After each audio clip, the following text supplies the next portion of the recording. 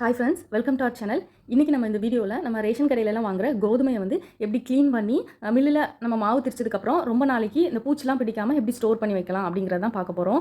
நார்மலாக நம்ம ரேஷன் கடையில் வாங்குற கோதுமையில் வந்து தூசி நிறையா இருக்கும். அப்புறம் இது மாதிரி குட்டி குட்டியாக கல் இருக்கும். அப்புறம் இது மாதிரி இதெல்லாம் குட்டியாக இருக்கிறதுலாம் கட்டி மண் கட்டி இதெல்லாம் நிறைய இருக்கும்.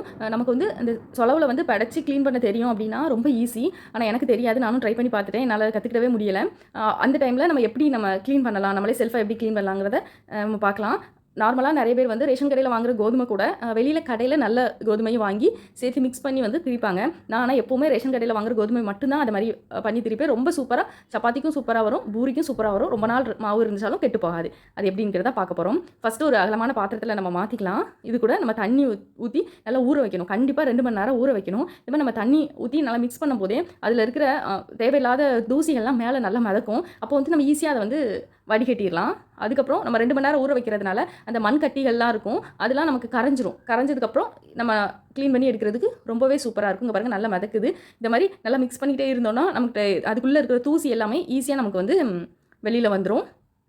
ஆனால் நல்லா மிக்ஸ் பண்ணிவிட்டு தண்ணி ஊற்றி 2 மணி நேரம் கண்டிப்பாக ஊற வச்சுருங்க. இப்போ 2 மணி நேரம் ஆகிட்டு இப்போ ஊறிட்டு நல்லா சூப்பராக ஊறிட்டு இப்போ மண் கட்டிலாம் கரைஞ்சிருக்கும். அதனால் நல்லா மிக்ஸ் பண்ணி விட்டுட்டு இதை வந்து நம்ம வடிச்சிட வேண்டியது. ஒரு 2-3 தண்ணி வச்சு நம்ம அலசிட்டோம் அப்படின்னா அந்த தூசி மண்ணோட எதுவுமே இல்லாமல் நல்லா சூப்பராக நமக்கு வந்து க்ளீன் ஆயிரும்.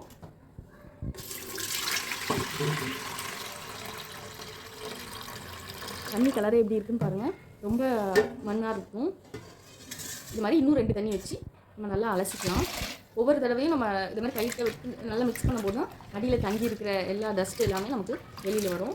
இப்போ தண்ணி எல்லாமே வடிகட்டியாச்சு. இன்னும் கொஞ்சம் தண்ணி இருக்கும், அதனால காய போடுறதுக்கு முன்னே அதை வடிகட்டுறதுக்காக ஒரு வடிகட்டியில் வந்து அந்த கோதுமையை கொதிக்க வச்சுருக்கிறேன். ஒரு 15 நிமிஷம் இருந்துச்சுன்னா எக்ஸ்ட்ரா உள்ள வாட்டர்லாம் கீழே இறங்கிடும். அதுக்கப்புறம் நம்ம மொட்டை மாடியில் போய் காய வச்சிட வேண்டியதான். கோதுமையை வந்து நம்ம திரிக்கும் போது நல்லா நைஸாக நமக்கு அரைபடணும்னா நம்ம கோதுமை வந்து நல்லா வெயிலில் காய வச்சாதான் நமக்கு வந்து திரிக்கும் போது நல்லா சாஃப்டாக மாவு வந்து மில்லில் வந்து திரிக்க முடியும். அதனால் நல்லா காய வச்சுக்கணும். ஃபஸ்ட்டு ஒரு காட்டன் கிளாத்தில் நான் வந்து நல்லா எல்லா இடத்துலையும் ஒரு கும்மலாக இல்லாமல் நல்லா ஸ்ப்ரெட் பண்ணி விட்ருங்க. அப்படின்னா நமக்கு சீக்கிரமாக காஞ்சிரும். ஒரே சின்ன பிளேஸில் நம்ம வச்சோம் அப்படின்னா கொஞ்சம் காயறதுக்கு வந்து லேட் ஆகும். இது மாதிரி பண்ணிடலாம். இப்போ இங்கே மொட்டை மாடியில் வந்து ரொம்ப புறா வந்து அதிகமாக இருக்குது, அதனால் ரொம்ப சாப்பிட்றது. அதனால் நான் வந்து இதை க்ளோஸ் பண்ணி வச்சு தான் காய வைப்பேன்.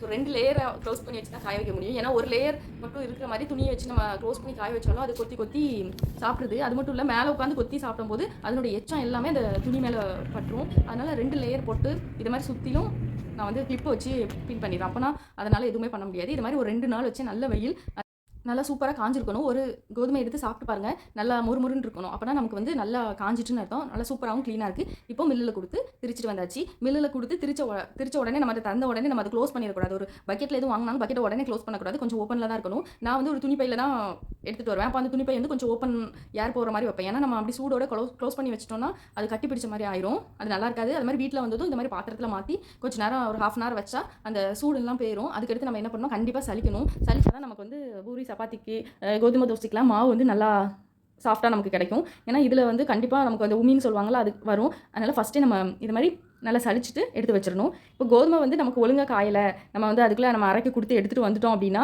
நமக்கு வந்து கண்டிப்பாக பூச்சி வந்ததெல்லாம் வந்துடும் கொஞ்ச நாள்லே. இவ்வளோ டஸ்ட் நமக்கு இருக்குது. இதோட சேர்த்து நம்ம சமைக்கும்போது கண்டிப்பாக நம்ம செய்கிற டிஷ்ஷோட டேஸ்ட் எல்லாமே மாறிடும். அதனால் எப்போவுமே நல்லா சலிச்சுட்டு இது மாதிரி ஸ்டோர் பண்ணி வச்சுருங்க. மாவு நல்லா சாஃப்டாக வரதுக்கு 2 மணி நேரம் ஊறணும், நல்லா காயணும். ரொம்ப நாளைக்கு மாவு வந்து நமக்கு கெட்டு போகாமல் இருக்கணும்னா நல்லா கோதுமை காய வச்சு அரைச்சதுக்கப்புறம் தனியாக பாக்ஸில் ஸ்டோர் பண்ணி வச்சுட்டு கைப்படாமல் பார்த்துக்கோங்க. தேங்க்ஸ் ஃபார் வாட்சிங்.